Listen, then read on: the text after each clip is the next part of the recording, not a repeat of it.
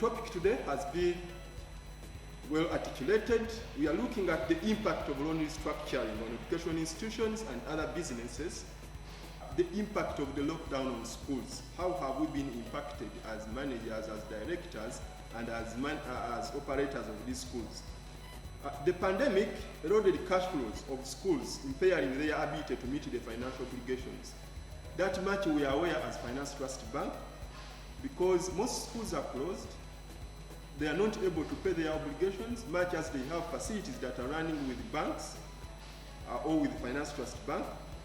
Then there is a rise in dropout rates as many learners got challenges, including the youth and children during the lockdown. We have had instances where kids have left school, some due to early pregnancies, some totally are no longer interested because they have overgrown. So the dropout rates in schools, when you look at the enrollment numbers, I was discussing with one of the school directors that he had 1,000 before the lockdown, but by the time these students came back to school, they were like 500 or 600.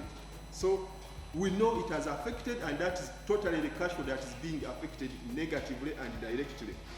So we are seeing confusion and stress for teachers with the fear of unemployment and underemployment. Many schools have lost very competent teachers. They have lost people with knowledge, and we don't know what is going to happen anymore, because yes, a school would like to be with a teacher, but due to the circumstances, they started by paying these teachers. Maybe we pay halfway, but where we have gone, they are no longer paying any coin because they are totally under total lockdown. There is interrupted learning for learners. There is no clear school calendar. Can you imagine? There is no stability of cash flows. We cannot even know when to set your loan repayment because you are not sure of tomorrow. Somebody cannot come video to the bank and say, for me, you can set my repayment on this date because I'm sure by that time the lockdown will be off or we shall be fully open. So there is that kind of confusion that we all know as financial institutions, and we are with our customers in all this. There is increased exposure to violence and exploitation because it's like we have those early marriages. People have lost hope. It's like there is no tomorrow. Many school directors are turning their premises into rentals, into other businesses. They think it's the end of the day. But we are here to give you hope as Finance Trust Bank, and we shall think together how we can operate going forward. Now, other businesses in particular, they have not been spared because this pandemic has eroded the cash flows of business, impairing their ability to meet their financial obligations. I know it is not only to schools, even other businesses have been impacted, have been totally affected by the pandemic, and they are not able to meet their financial obligations. So what we are doing, we are talking on a case-by-case basis. How are you impacted? Because this impact is not uniform. By the way, you can find that somebody is totally completed, another one can be revived somewhere. Then we are also seeing increased unemployment. 3/4 of the businesses in Uganda have laid off workers. When you look at the, most especially the schools, I've been contacting many schools. First, they gave you some temporary contracts. Now they have totally terminated. Can you imagine? People have facilities to service with banks. Some have pledged their collaterals with the banks. People have children to look after at home. The families are there, but everything is going in a negative direction for most of the proprietors of these businesses. Then we have a decline in business activity in small and micro. Some people are working, but there is nothing that is coming through. People are no longer able to meet their financial obligations the way they were. People are willing to work, but they cannot move. Therefore, what do we do as banks? How are we feeling the same as banks? So that's why we are here to shed some light on what is happening on some of these issues. Then there is increased operating expenses to meet the standard operating procedures, because it's not all about standard operating procedure. I remember when schools opened last time, they had a lot of costs on maintaining the SOPs, where they had to put so many things at school before they can be allowed to open. We are knowing all that, and we are here to see how we can come in as financial institutions to help these businesses come through. Then those ones with the perishable stock, they have totally lost. We've been seeing in Kampala here, even if their clothes, we know people have totally lost their clothes, the stock is rotting, so it is a state of quagmire for some people here, and I think we need to be able to come in as a bank and see how we can intermediate or how we can intervene into the situation. It is important, ladies and gentlemen, that you need to know first as we go into the issues of how it is impacting on the managers, business managers and directors.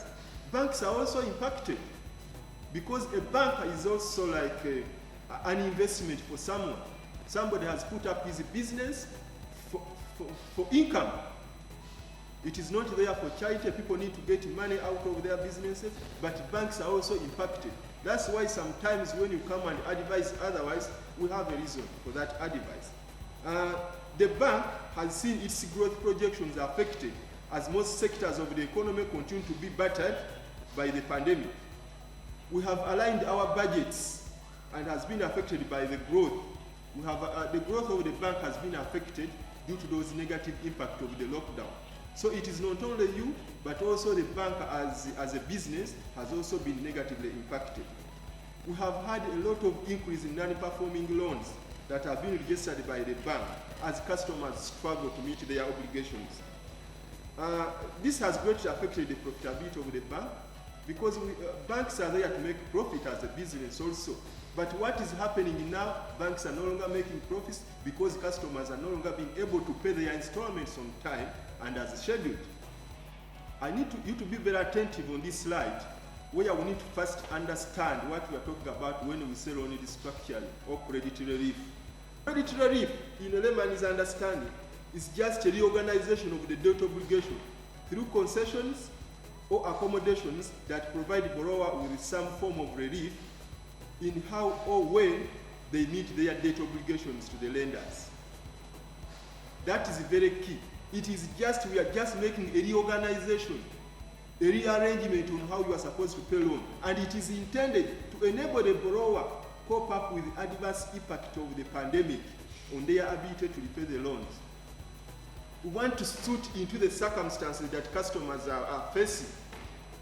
This problem has happened. Now we can do a restructure to make sure that at least as a bank, we understand how the customer is impacted and how we advise the restructure of that facility. It is also intended to mitigate the risks that are faced by lenders.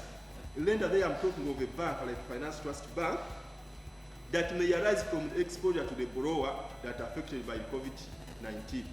Now, you are not the only person who is affected, but you want to see the impact that you are not able to limit your installment. How is it affecting the bank? Maybe you can organize and have some measures how we can move if a bank is to remain operational, at least for some time. Finance Trust Bank extended a number of credit relief options to its borrowers. And if you are to be very attentive and understand the kind of relief that we are giving to our customers, and maybe for customers who have enjoyed this kind of relief, first is what we call the moratorium. Moratorium is like a repayment holiday. You give a repayment holiday to a customer, a repayment break to a customer.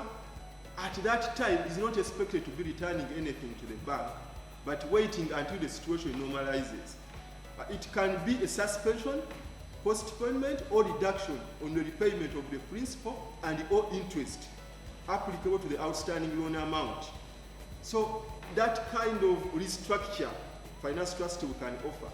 If you feel you cannot manage the situation the way it is, you can give a moratorium. You can give a break, a repayment holiday, putting into consideration that we are just preparing you to organize yourself as you continue to prepare your facility. Secondly, we also have some kind of extension of loan repayment periods. Whatever I'm talking about has implications that we are going to discuss in the subsequent slides. But as I extend your repayment period, it is only intended to reduce the installment that you were paying before on the normal schedule. Then you have a new installment that is somehow reduced depending on the cash flow that is there. By the much as we are in a lockdown, there are some people who are still earning some sort of cash flow. there are some other businesses that can still bring some money for the customers to continue paying. Because I don't want to see customers being in a debt trap. Just assume you had a loan, we gave you a loan, say, of 500 million. By the time we gave you, went into a lockdown. That loan has been swelling, you have never paid a single coin, and it is just increasing. For how long are you going to continue being into a debt trap? So if there is any other source of income, that's why you can come to us. We make what we call extension of the repayment period, so that the installment can be reduced into what you can manage.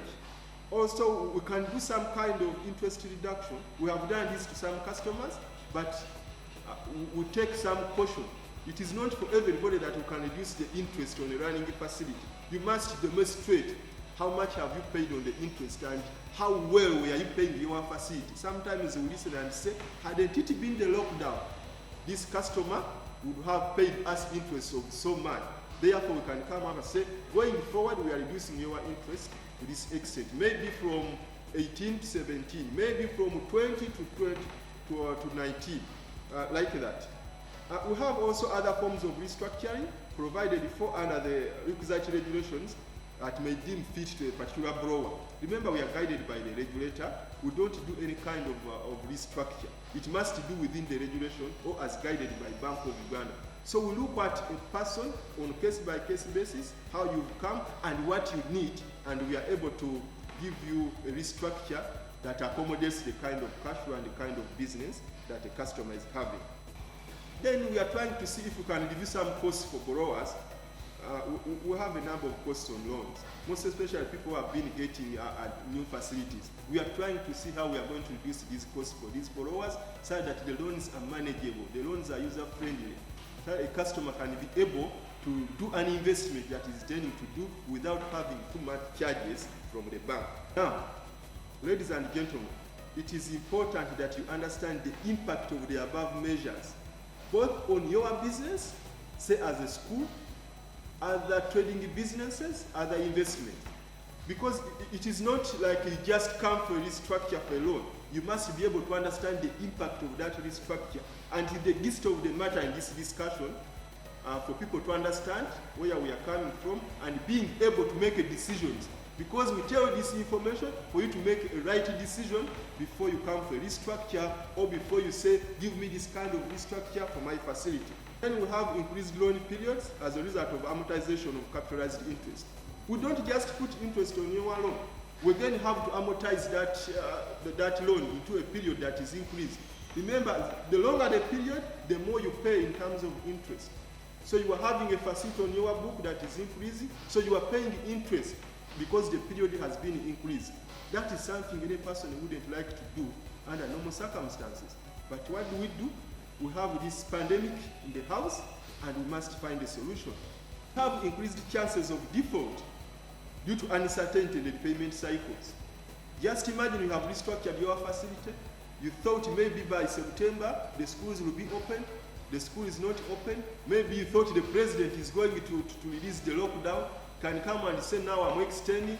So you don't know when you are being able to pay the facility because there are issues and risks of default in that circumstance, and they are putting your mortgage default at stake. Mind you, Bank of Uganda has also reached a point that for how long are we going to continue restructuring these loans?